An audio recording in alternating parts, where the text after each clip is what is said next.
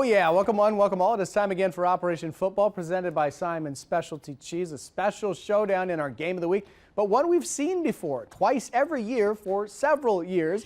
Eric Boynton brings us all the action. Kaukauna and West Lapeer meeting for the third straight year in the playoffs, and the last three meetings between these two squads decided by just one score, and of course, this game did not disappoint either.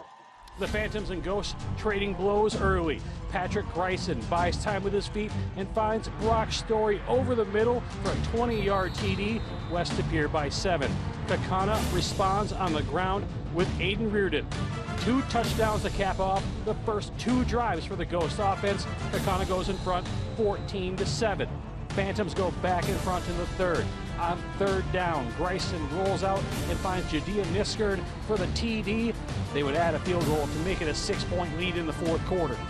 Then Kaukauna goes on a 7+ minute drive. On fourth down, Ron Schaefer calls his own number and lunges for the line to gain. Ghosts with one final chance from 15 yards out. Schaefer rolling out, looking for Parker Shue, but the pass is broken up at the goal line. West Lapeer wins a wild one, 20-14. We were picking each other up the whole time. Long drive, 8-minute drive. We pushed through. We know what brotherhood we got, and we use that to fight. We know how good we are out there on the defensive side, and we did our jobs when the time came, and we persevered when we needed. Next week, the Phantoms hit the road to Marshfield to take on defending D3 state champion Rice Lake with a trip to Madison on the line. In Kaukauna, Eric Boynton, Action 2 Sports. Wow, thanks Eric. In Division 1, the red hot Nina Rockets home to Muskego, and off we go. Opening drive, Warriors cash it in. Nick Lato takes the handoff, not touched, 6-yard scamper. Muskego up 7-zip. Next, Warrior drive and more ground and pound. This time it's Jack Lavish who totes the rock through traffic, stiff arms a man, and does the rest. 81 yards on the house call. Muskego in front on the road, 14-zip. Fast forward to the second. Nina starts the comeback. Evan Van Evenhoven calls his own number, 3-yard hater. Nina down 14-7 at the half, and they can't get any closer. Muskego wins 21-7. Also in D1, Bayport on the road at Marquette. Brady Moon with the touchdown plunge.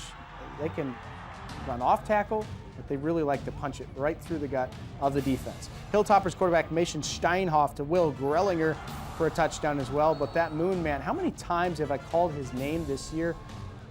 He is just a tough runner. He gets the hidden yards and he gets the touchdown there. Bayport wins tonight, 35-14. In D3, Notre Dame at Grafton, but it wasn't the home team's night. Notre Dame on the road, probably a little underseated by those computers. They're in front start to finish. I'll tell you once more before I get off the floor, don't bring me down. Christian Collins, 40+ yards, refuses to be tackled. Notre Dame marching on 28-6 tonight. In Division 4, Freedom Irish and Baldwin Woodville Blackhawks getting together. Already up a score, Drew Courts keeps the rock himself, 10-yard score, 14-0 Irish lead at home. Just how they drew it up. And here comes the Blackhawks. Gavin Sell to Brody Everts, wide open, 47 yards catch and run, get within 14-8. Second quarter now, Courts going to surpass Charlie Jaden for the all-time touchdown passes record at Freedom, finding Aaron Hamble, and they're back in front by 2 scores. But Sells the fake, fires it to Taden Holdorf, and that is too easy. The Irish relinquish the lead, and they fall tonight, 48-35. Also in D4, 1-seed Winona home to Maville. In the second quarter, the Wolves trailing by 3, but quarterback Brody Schaefer rolls right and finds Ryan Quigley. And quickly, it's 6-3 Winona. Now it's time for the Cardinals to strike back with running back Sawyer Hardesty. Did some hard yards there. The Cardinals lead 10-6, left a minute to go in the half. Wolves making their way down the field with haste, with Schaefer picking up a huge chunk right there up the left side. He will duck out of bounds. 3 seconds left. Final play before the half. No one open, but Schaefer going to take it himself, using those legs for the touchdown. Winona wins tonight by final tally of 20-10. The high school highlights just getting started. Coming up when we come back, we've got more to share from Divisions 5, 6, 7. Stick around.